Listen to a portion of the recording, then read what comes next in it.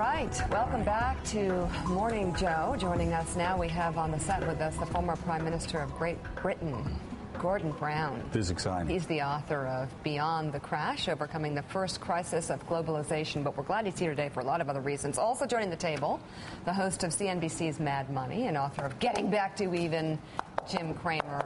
Boy, we're really counting down, aren't we? To the royal wedding. It's so exciting. And so we have our guests here. What is she going to wear? And the cake. Is there going to be a hat? And so, of course, that's why we brought royal watcher Jim Cramer on the set. You know he's not wearing his ring. So I know. Seriously.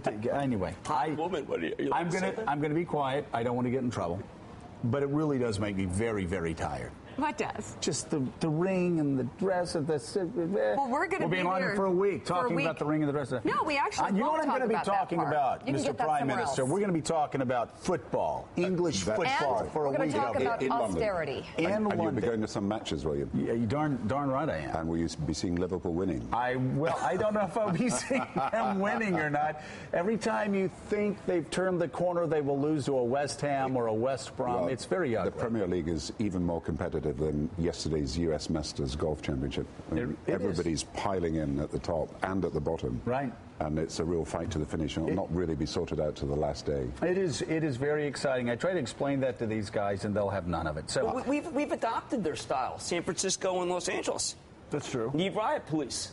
No. We've come on to our own. Okay, very good. Very good. So let's talk about what's happening in the United States. We're obviously facing a debt crisis. Sort this out for us. How do the problems in the United States compare to the debt problems in Great Britain, Greece, Ireland, Portugal? Where do we line up? Yeah, everybody's got big debt issues, and everybody's got big deficits. And Greece, I suppose, is the outlier because they can't collect any taxes, and that's been their problem for years. Ireland's got huge problems because they're basically guaranteeing every penny that the banks have lost, and that's going to be pretty difficult in a small country with massive, massive bank losses. But, you know, I think you're a bit too pessimistic here. I come across here, and I've been here for a few days, and everybody's talking about how bad it is. You know, America still leads the world in technology. You lead the world in the creativity of your scientists. This is a magnet for people coming from all over the world to be here. And what you've got to concentrate on is not just the deficit. You've got to concentrate on growth, getting jobs, using your technology, selling exports to the rest of the world, showing the American ingenuity at work in practice. And, you know, you've got some of the best products that are available, and everybody around the world wants to buy, whether it's the Apple or the Kindle or the new computer technology that is coming out. You've got to be more optimistic, I think. And equally, the deficit is partly a problem of low growth. So if we hear comparisons between the United States and Greece, there's no comparison. Or Ireland or Portugal. How about the United States and Great Britain? Britain had a lower amount of debt going into the crisis than America. Both of us have had huge banking exposures, so our debts have risen. Both of us are having to have deficit reduction. But again, Britain's not growing very well, and in fact last quarter it was negative growth. America is growing, but not fast enough. You usually grow out of a recession at a tremendous pace, and investment recovers quickly, and then jobs come back. And this has been a pattern of previous recoveries, but it's not a pattern of this recovery. So my advice would, the deficit has got to be dealt with, and debt has got to come down, and you've got to have a plan for that. But you've got to go for growth. So let's talk about global youth unemployment, because you've urged the G20 to sign a global growth pact, as it's called, to fight unemployment in particular. You have a focus on the youth. Obviously, in this country, we have a really bad situation in terms of young people and finding employment. Globally, why do you attack this problem? Well, what happens to a world where young people feel their prospects are worse than their parents? You know, what happens to the attitudes and aspirations of young people if they feel the chances are not going to be available to them, even if they've got the aspirations? So you've got 20% youth unemployment in America. We've got 20% youth unemployment in Britain. We've got 20% youth unemployment in the rest of Europe. But then you go to the North African and Middle East countries, 35% in Egypt. So 1 in 3 of young people, even graduates, are out of work in a very big way. Then you go to Tunisia and it's 45%, even Saudi Arabia, 30%. There's this sort of epidemic of youth unemployment that is not going to be easily answered by conventional measures. And so you've got to think about what's the pattern, what's the career pattern got to be for young people in the future, and what we can do about it. If you don't do something in Egypt in the next year, then all the expectations about a new form of government will be disappointed and dashed, and young people will feel they'll be no better off. So America and Britain and Europe have got to help Egypt and help those countries where this youth discontent is going to be very high because the opportunities are so limited. Jim Cramer, we've been saying around this table for some time that our friends, whether my friends in Florida, my wife's friends in South Carolina, Mika's in Pennsylvania, Mike's in Massachusetts, our friends are doing worse than their parents did. Yeah. Less stability, less hope for a brighter future than their parents. And that has never happened, certainly not in our lifetime, probably not in the history of this country. How do we reverse that? Well, I think that the Prime Minister is absolutely right, which is that if you can try to channel a level of growth in this country that goes to 5-6%, then I think you wouldn't feel that. I also think that the housing crisis is not over. Your house isn't going up in value. That's your base asset for 63% of the people. So you end up with something which says that your 401k is still underwater, even if this magnificent run.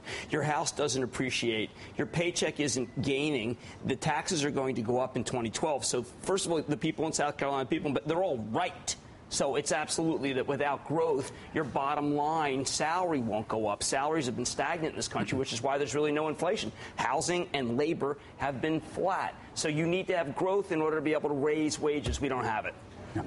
You know, off that, Mr. Prime Minister, let me ask you about an ancillary issue to, you know, the frustration, the cauldron that exists within the Middle East and here in this country in Great Britain about youth unemployment. It inevitably leads to another larger issue, immigration.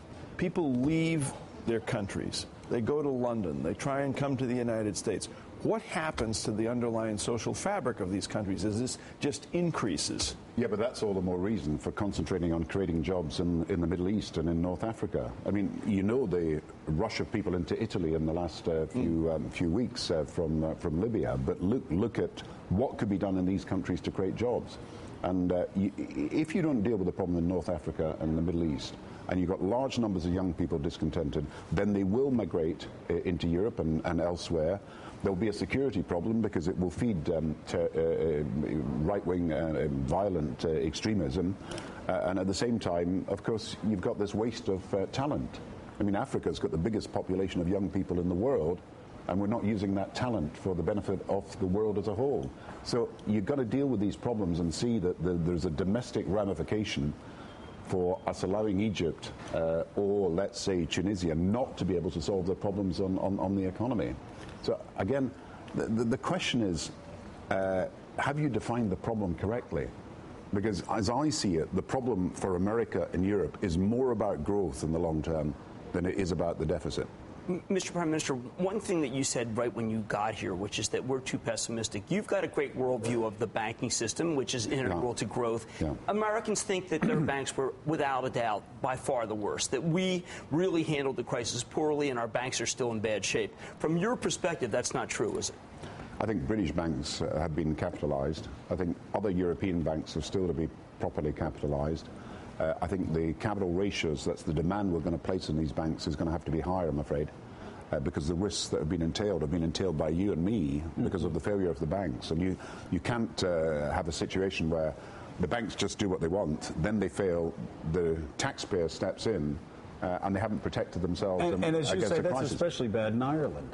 Well, Ireland, you know, there's a very small number of property developers ran up huge amounts of debts, which are now being paid off by the Irish people, and that's why the Irish economy is in great trouble. But again, you see, on this you need global standards because one country can play off against another, and you can then have the good undercut by the bad and the bad by the worst. And so regulatory havens will offer themselves as the centres for banks unless we have common global standards. But I always wanted to come back to the point that you made, which is also when President Obama made this great speech about the Sputnik moment and about we need something that's the equivalent of putting a man on the moon. I think he was absolutely right. You've got huge Chinese competition, but you've still got the best technology. Yes, we do. And be optimistic about your ability to provide the products that are going to serve this Chinese market and the Asian market, which is going to be massive in the future. America's got the ideas, the technology, the creativity. You're a magnet for people to come to your country because people want to come and study in universities here. Right. So make the most of it. Sounds like rough times. Sounds like a really Rough good time, times. though, to have a lavish wedding. Oh, stop. Let's just live it up. You to throw a good party, get people Yes. in their mood. Come on. Exactly. Let's spend hundreds of millions of dollars, by the way, covering it. Now, Should we? Well, you know what we say in Britain. The first 500 years of any institution is always the most difficult. And the monarchy's gone for 1,000 years and more. And, someone said there'll soon only be only 5 queens left. The Queen of Hearts, Spades, Diamond, Clubs, and Britain. There you go.